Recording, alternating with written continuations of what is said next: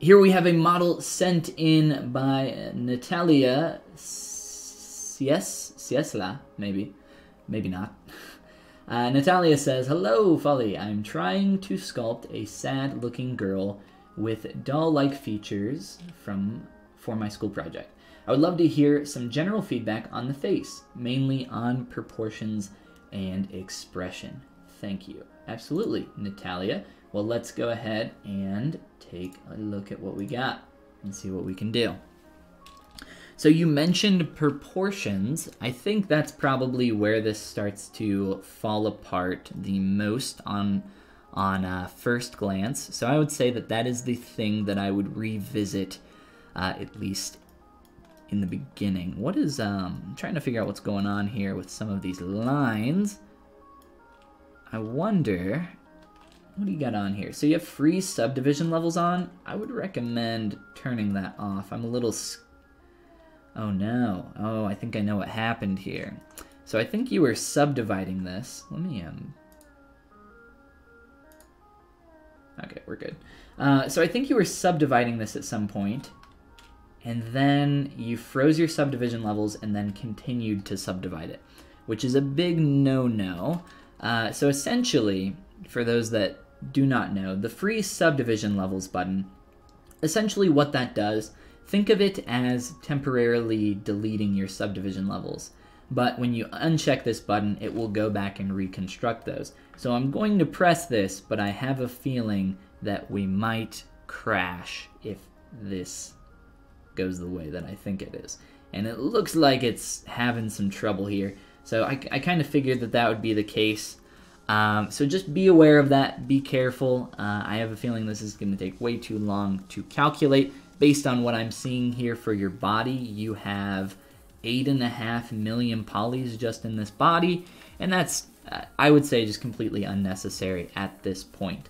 So proportionally speaking, since that's the thing that you mentioned, what I would recommend is getting your geometry as low poly as you possibly can to create that most basic shape. So for instance, the most basic shape that you could represent a cube with is 6 quads, right? 6-sided cube. So that's all we need for a cube.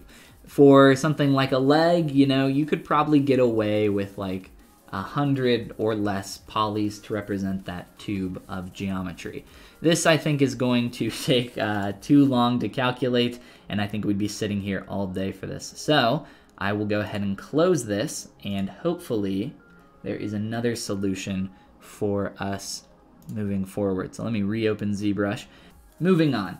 So what I recommend doing is just, we're going to delete your subdivision levels, and I'm going to try looking at your scale here. I think this Dynamesh resolution should work just fine. Oh no. Okay, so your subdivision levels are still frozen. I might be able to untick those. I'm really not sure. I kind of don't want to risk it right now. But essentially what I'm looking at here is that you need to start splitting up your geometry to start working on proportions a little bit better. So I think your main focus here, and this is going to be true for the expression as well, and it's going to make a lot of this a lot easier for you, your focus should be on most primary form. So for instance, for a head, you could simplify this quite a bit so that we can start working on the secondary shape. You have a little bit of kind of what we were looking at in our last model, where we have the primary shape, and then as we start to build a secondary form on top of that, our primary shape starts to break down a little bit. So we want to really keep in mind that our primary shape fits that really nice shape of the skull, and then we tack an ear on there, and we don't want that ear to start stretching the skin or stretching the skull, kind of like what we have going on here. It starts to feel a little, whoops, wrong brush there, starts to just feel a little bit awkward, and you know, it's just not true to what we would see anatomically. So I think what I will do, just to show you an example of how you can start moving forward on your body for proportions, let me try, I'll Dynamesh this again, and this is what I recommend that you do. Again, I'm scared to try to unfreeze the subdivision levels, but what I recommend that you do You get all these polygroups in here. They're really not necessary for this stage, so I'm just going to press Control W to polygroup all of them. And then what I'm going to do is just using a selection brush, come through, select some stuff, and use the Split Hidden button to start splitting out your body into multiple objects. Because I think it's really important at this stage that you take a step back and reassess some of your form. So we can do that for, I would say, just about everything here. I would even, at this stage, I think you should split off the legs in terms of it's just saving time. We'll just kind of split it up in this way here. And then what I recommend that you do is remesh your object. Down here in the feet, let's get rid of any of these individual toes. We're not ready to work on toes at this level, so we'll just go through and kind of combine all of that. That's fine. I think the rest of this is good. Cool. So let's just remesh this with a low poly count. We'll say 1,000 polys for the whole body. So we'll give that a second to run and see what we get. Hopefully something a lot lower poly, easier to work with. So what I want you to focus on now, after you get to the stage where you've remeshed some of your parts, as you start working on proportions, grab some anatomical references, and the concept that I want you to focus on is called thick to thin, all right? And with this, I want you to start adding some thickness where it needs to be and start getting away from having such parallel, boring shapes. So to make a shape a lot more interesting, there's a lot of kind of principal ideas, but one of them is called thick to thin or tapered shapes. And it's this idea that to make a shape a little bit more interesting, we want to avoid parallels at any cost unless it adds to the design in some way, which in the case of human anatomy is very rarely the case. That kind of paired with looking at your reference and really studying it, taking the time to spend a lot of time looking at this most basic form, I think you'll start to get in a lot better direction. And maybe you can, push some of this around your rib cage and try to get a little bit more thick up there. And yeah, just kind of start heading in this direction, thinking about thick to thin. I don't want to throw a bunch of concepts at the wall at once, so I would say that this is probably a good one to get started with. There's also just kind of, some hits and breaks here that we're not really seeing that we would like in a real figure, or even, for a stylized figure. The body just feels very kind of flat and tubey. Like, for instance, if we look at our arms here, they're obviously not finished and defined, but it's just way too high resolution for the stage that this is at. So we really want to, again, for something like this, as another quick example, just remesh all of this. I wouldn't even worry about, individual fingers at this point. Let's just get the overall shape of that arm feeling a lot better. So we know that we have the tricep back here, which goes into a flat, and we have the bicep running down, which is just a tube, and is it the brachioradii? I don't remember all the forearm muscle names, but start looking at the basic shapes there, and again, focus on thick to thin. And I think that'll get you headed in a good direction. All right, so that's all I'll say about the body. I think there's a lot of work that needs to happen there. But in terms of the face, since you mentioned expression as well, let's go ahead and take a look at that next. So let's come up here, and I think you have a lot of the same problems that I mentioned in the body, just kind of talking about the most primitive and basic shapes. You can see here that with a quick Dynamesh, the resolution is obviously lowered, but for the most part, a lot of this stuff is still kind of retaining the major forms that we have in place. Again, there's just a lot of stuff that needs to happen here proportionally before you can start working on expression. So I recommend doing a lot of that before you start thinking about expression. It's kind of like you're in the early stages of But you've kind of rushed ahead on creating your cake, and you've started to put icing on it before you've even baked it all the way. So we need to go back and bake our cake and really work on the first few steps a lot more, and then we can start putting that icing and expression on our character to start pushing it to be more appealing. In terms of a sadder expression, I think you've got like the basic idea, in to out, up to down. You've got the line of the eyes.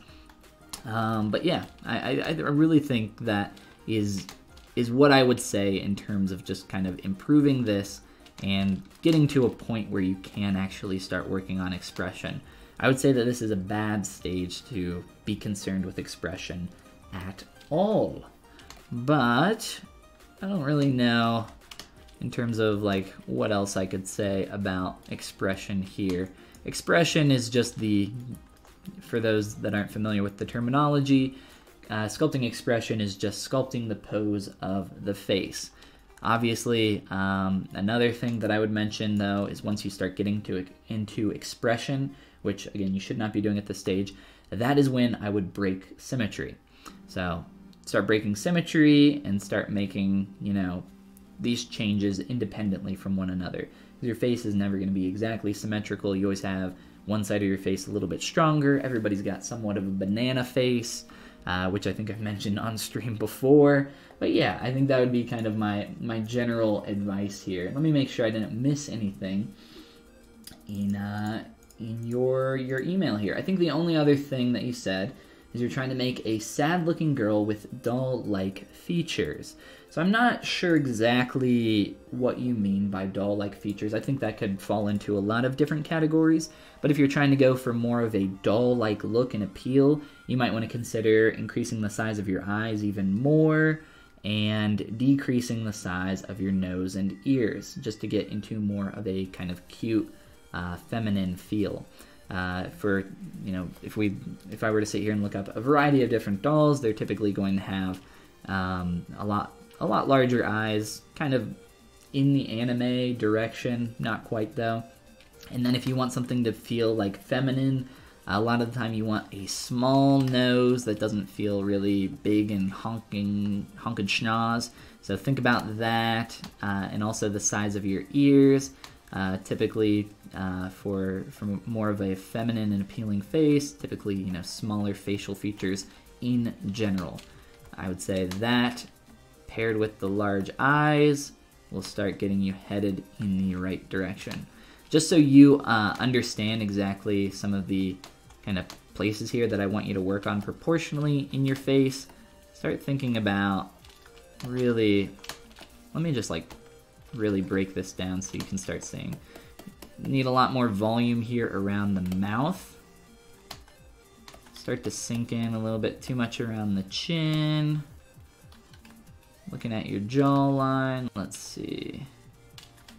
Grab our pinch brush very quick. I'll just try to do some very quick rudimentary changes here.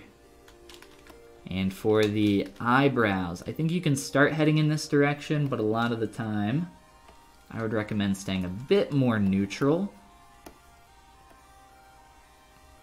Like the exaggeration here is fine. Personally, for me, it's a little bit too much, but I think you can. I don't have any you shouldn't do this, right? I'm not saying that. I'm just saying I probably wouldn't exaggerate it this much to this degree. But I think there's some good stuff here that you could get out of that kind of exaggeration. But let's just kind of take a second to plane out a couple things just so you can see how much more concrete we want to get before we start moving into some of the facial features that you've done here. I'm just gonna delete everything. So once you get to this place where you have, where you have some of this figured out a little bit more in terms of your facial features, your face also feels like it's drooping and pointing down, which is another thing that I would take a look at. This is going to break some of your geometry, but that's okay. Just real quick. And in terms of placement, eyes probably need to go up a little bit. Got a bunch of different subtools down here. I would recommend for your eyelids at least merging those together. It'd probably be a little bit easier to work on for you. But yeah, start working on this stuff, really kind of take it back a stage. And I try, if I know what the expression is going to be for my character, much like you do since you're trying to do a little bit more of a sad character, I recommend sculpting a little bit of that in, but don't, you know, try not, you know, if you're dead set on making a sadder expression, I think you can bake a little bit of that in the early stages, but don't go, you know, super ham-fisted, I would say.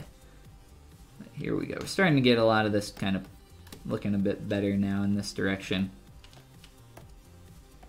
And after you redefine a lot of this stuff, then I would say is the stage at which you can start kind of sculpting and putting on your nose and lips and really just getting this feeling a bit more concrete. All right. Cool, cool, cool. So really think about the planes of the face, maybe look up some reference for that. I think that'll kind of get you started in the right direction. And yeah, I think that's about all I have to say. We'll take a minute here to look at some questions in chat if we have any, and continue on to the next one. So good luck with this. I think you have a good start, like I said. I think just some general stuff, looking at thick to thin, thinking about trying to get away from super parallel tubey-like geometry, and starting to push more towards proportional appeal and correctness. Really take a step back on the face. A lot of the stuff is feeling like it's breaking down the primary form as you start working on the ears, nose, mouth, and eyes. So take a step back on that, and I think you can have a really cool, doll-like, sad, expressive character by the end of this. But it's not to say that it's all bad. You got some good stuff going on in here. I like a lot of the shapes coming down here around into the kind of shoulder girdle area. Proportionally, I think you're fine. For the most part, though, just kind of looking at, like I said, thick to thin, reworking some of the scale of your body features, and less so kind of the positional hits proportionally for length. Cool, cool, cool.